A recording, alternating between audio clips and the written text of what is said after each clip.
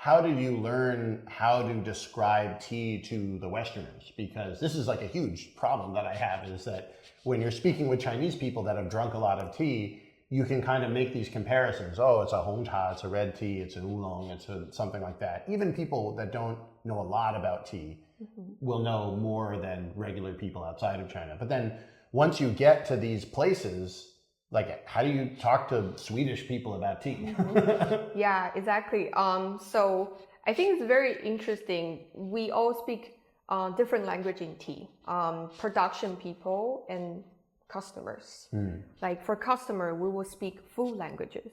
We will say, oh, this tastes like banana, this tastes like mango. But for production people, we have to speak in a language. We cannot use food to describe tea. We have to speak very technical language.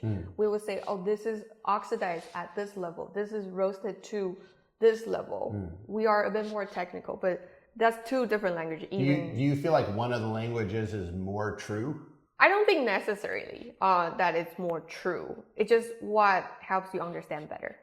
Because if you were a tea roaster and you're like, I want more banana, they would have no idea what to do, right? This story happened when I was learning tea with my, because I was learning how to kill green, chaoqing. Because I actually learned the Western tasting notes, how to describe tea notes in more of a, because in Taiwan we don't really describe tea notes with food that much. We would say, oh, this is floral, this is fruity, this is honey. But in Western world, you are more niche into, you know, like a BMW car. It's like, you know, like I actually do it because I love to smell things. And like, for me, different cars smell different. BMW is like you're about to drink it and it cut you off. And that's what the BMW is like a total drift and it tastes different. The BMW when something's stuck in your mouth, you're like, stuck in your mouth and you but it does smell a little bit different. We were actually hating on BMW people all day. Driving up the mountain, this BMW guy zoomed in front of our car and almost hit an oncoming motorcycle. And just saying, if you drive a BMW, you're probably a great customer of mine. So I'm not talking about you, but for everybody else. Anyway.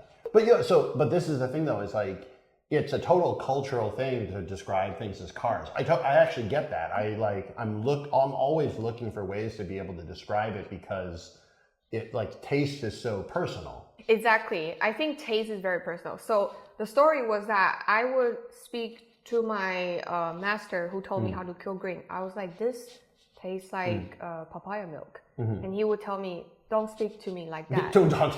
He was kind of mean, but he said, I will not understand. I will not accept this language. Don't talk to me like that. Yeah. It's as if you're being disrespectful. Yeah. So he was like angry. He was like, no, because he told me he's a very nice master and I respect him a lot. Yeah. But he told me that my papaya milk and your papaya milk is different. You know how milk in different places actually tastes different. 不够准确. Yeah. So each person's like you would say, oh, this smells like cinnamon, but there are so many different kinds of cinnamon. Yeah. So usually when I go to a new country, I will start smelling things around, especially flowers. Because in Taiwan, when you're buying high mountain oolong, a lot of time people like to use orchid as a description of tea, but you don't have orchid in Western world, right? If you're not in a place that knows what an orchid smells like or orchid, osmanthus, or lychee, mango, depending on the regions. Like if I tell you orchid, you probably can't associate that well. Or it might be like vague. It might be like you're giving somebody really good tea, but because the word you use to help them is something they're like, okay, orchid is a flower. I'm just getting flower. I don't know specifically what the orchid is. Whereas if you have like, you know, a different specific word for those people, it will really be helpful. Yeah. So for my advice is for tea people who want to discuss tea notes with people from other cultures. You know, try each other's food. Yeah, that's a really good point because you said it here, like lychee. Like I was surprised. I went on my last trip to Beijing. I bought some lychees at like a fruit store. And I took a picture of them and put them on my Instagram, and we got a couple people who were like, what are those? They didn't know what they were. And so it wouldn't be helpful for me to describe it as lychee.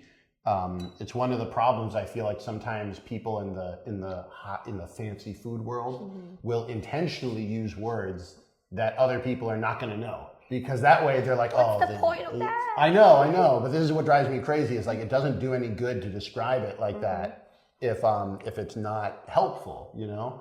So you would go and you would try to smell what the cinnamon in a certain place smells like, or smell what the flowers in a certain place smells like. I would go on the street and see what's the most common flower. Like some areas could be like gardenia. I think gardenia is easy for people to understand. Or rose. These are like easier. I know what a rose is. Yeah. I'm a little bit tied into the flower world myself. But yeah, but the being able to help people do that tasting is a big part of getting people into the higher level tea. Yeah, but at the same time, when people are on my tea table, I actually do not like to talk about tea tasting notes. I don't like to guide people through tasting notes, because tasting notes is so personal. And it's very interesting. I can tell you like, oh, there's mango. And you will search every single part of mango. It could be the mango skin, it could be the core of mango, it could be the meat of mango. That you will try to associate it with mango, and then that will sort of guide you towards that tasting. Because I have because we give 4 tasting notes usually on each tea card that comes with our thing.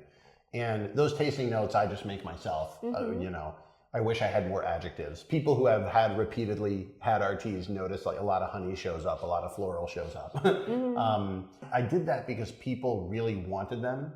But I also felt a little bit in the same way, like, you know, it is a little bit of a shame if I'm going to be giving this tea to somebody for the first time and influencing the way they drink it. And I wouldn't do it except that we're an online tea house, and so I don't get the chance to sit down with people and answer questions. So some people really want to know that, and so it's there for them. But if you guys want to ignore my tasting notes, like, do it. I'm not any sort of like giant expert in adjectives for tasting notes. I think when you firstly get into tea, you want to have guidance. And I would also recommend, even though you have the cards, try to sip on the tea without any guidance first, and then you can open the card.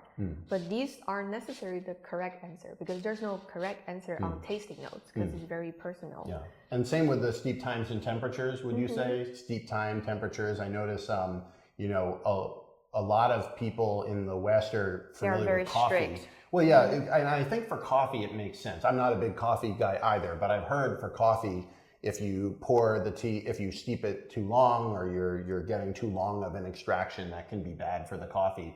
For tea, for me, it's always been a little bit more about touch and personal taste. Do you feel like the steep times and temperatures also, kind of like the tasting notes, are kind of just do what you want, or is that more specific? I feel like there's always a range that you can play with. Like our heaviest charcoal roasted oolong, that is also gonna be in the box. When you brew it lighter, am I allowed to say? Yeah. Okay. Yeah, you can say. Yeah, there's no more spoilers. This is the launch video. If you haven't noticed, we will have all the info up. By the time this launches, all of the info on all the teas will be up on the shop. But yes, don't want to spill the we are. I'm very excited about this. So you're talking about the highest roasted charcoal. So I think tea is very interesting, because depending on how you brew it, what vessel you brew it in, what temperature, even what kettle that you.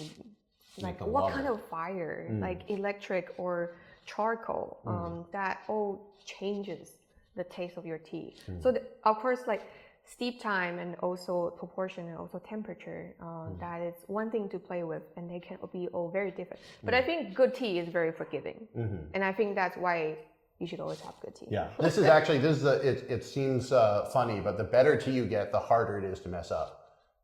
We did tastings today, and we can show some of the footage of that, where the way you recommend trying different types of teas and deciding which to buy involves overbrewing them by a lot. And that way you can really see if you've overbrewed the tea really badly and it's still good, the quality is at least at a certain level. And so that's something that I actually saw a lot here in Taiwan. We saw it at many different tea houses. And I kind of like the idea behind that, because it means like you can be very sure that if you get a good quality tea, that you can relax a bit.